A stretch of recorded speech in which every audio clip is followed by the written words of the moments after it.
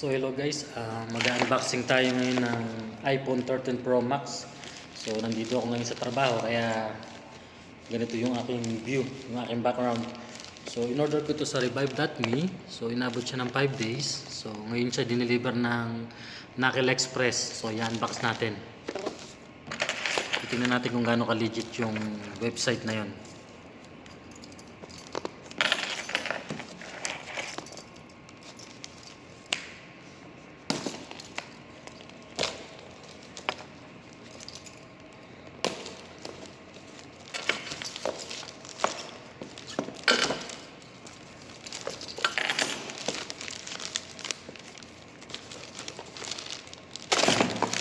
So ito yung kanyang papel.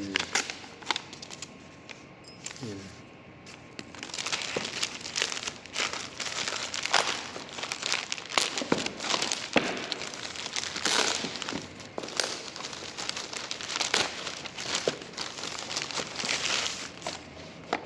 Ito. Ang pangit ng box ah. Parang ordinary box lang ah. Check natin yung kung ano yung nasa loob.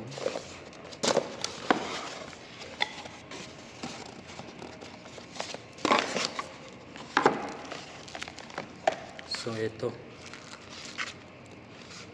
Parang sa box pa lang parang ganyan na tayo. So check natin kung goods na to.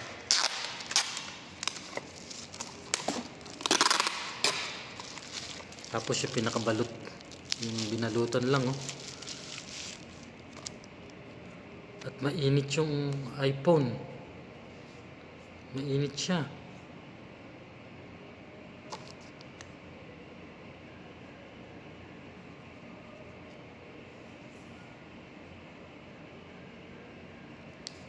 Hindi ko alam kung bakit napakainit. Pero nag-power naman. Pero ang init nung nung gadget to. Ang init niya.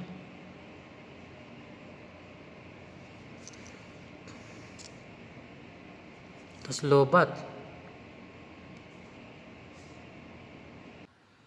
So yun guys, isang mapagpalang araw sa atin. And Merry Christmas po sa lahat ng OFW. Maging dyan sa Pilipinas, Merry Christmas. So magbibigay tayo ng full review dito sa aking nabiling iPhone 13 Pro Max. In-order ko to sa revive.ksa. So nakita ko siya sa Facebook. And tinry ko umorder kung legit ba talaga. So ito. Actually, in-unbox ko na to nung araw din na na-receive ko. November 25. Then, ginamit ko muna siya para sa review natin, malalaman natin kung ano ba yung mga na-experience ko sa kanya. So, ito nga, nung binili ko siya, ang kanyang OS is iOS 17. So, ang nakalagay sa kanyang battery health is 100. So, ito. Ganun pa rin naman ngayon, 100. Naka 100% siya yung kung makikita nyo. Then, dun sa kanyang, wait lang. General about. Dito sa parts and service history, ang nakalagay dati dito, pinalitan na yung battery pero genuine battery ang nakalagay. Then after ko mag-update ng OS ng iOS 18.1, lumabas doon sa yung battery is use. Ayan, use yung battery. So hindi ko alam kung brand new ba o bago yung battery yung kinabit. Pero upon my experience naman, yung battery is makunat. So maaaring bago yung nilagay, then yung board lang nung battery luma ang kinabit para dun sa battery health ulit ay mag-appear dito sa settings. But I'm not sure pa rin.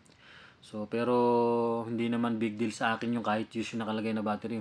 Ang importante sa akin ay yung makunat yung battery.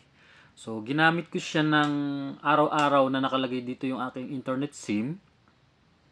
Mula 8 ng umaga, i-open ko na yung data niya, then naka-hotspot pa ako hanggang alas 4 ng hapon.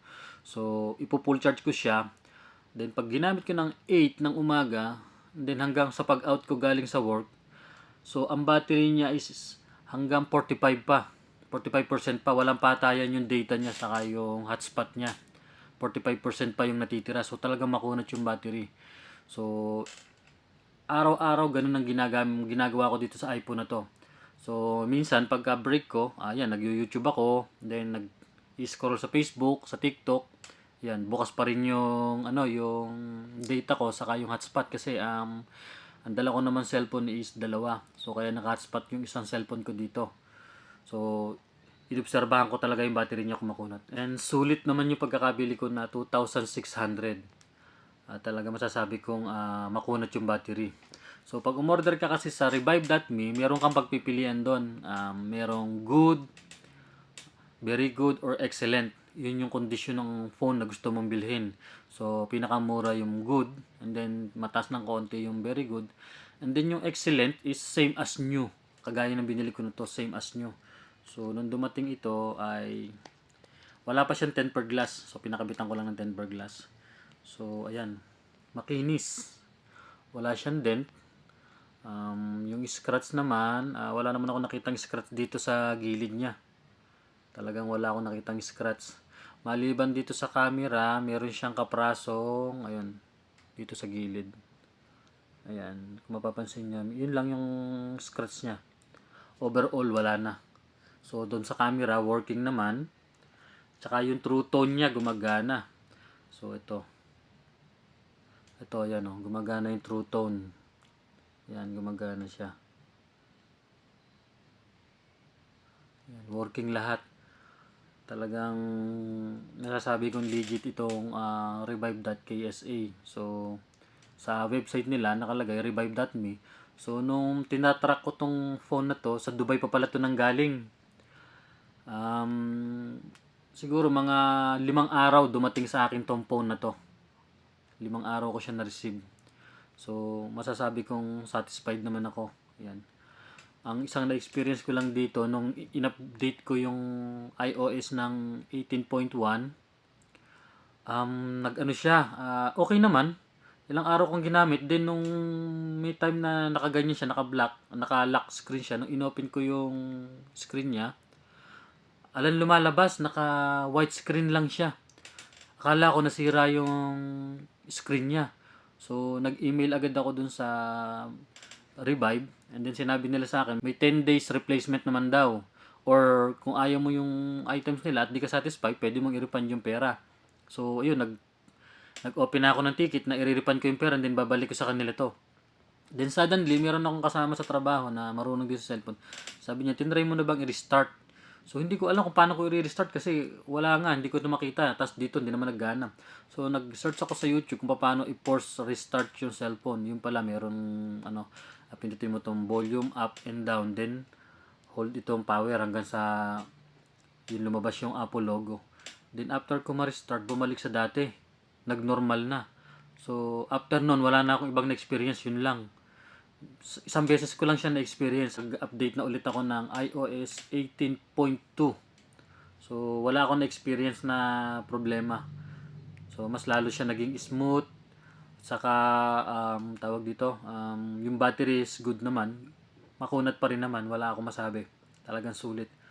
Masasabi kong itong website na to is okay naman. So, pero depende pa rin kasi may nakikita akong ibang vlog na hindi maganda yung feedback dito sa website na to. Siguro dahil lang in-order nilang cellphone is yung good condition lang. So, meron siguro mga napalitang mga ibang parts na doon. So, ma-advise ko kung order kayo dito sa website ng revive.me ay yung excellent, same as new. So, talagang ang napalitan lang dito is battery. Okay lang naman sa akin at hindi big deal sa akin yung na-replace na yung battery niya at man yung battery kaya talaga masasabi kong sulit pa rin.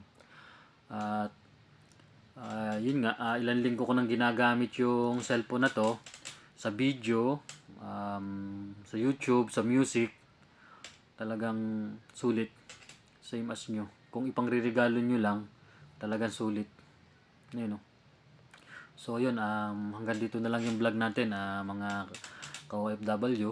Then sana meron kayong nakuhang idea kung gusto niyo bumili ng second hand na iPhone itong Revive.me, legit naman siya. So, ma-advise ko lang is, yun ang excellent ang piliin ninyo. Hindi baling mataas ng konti yung price.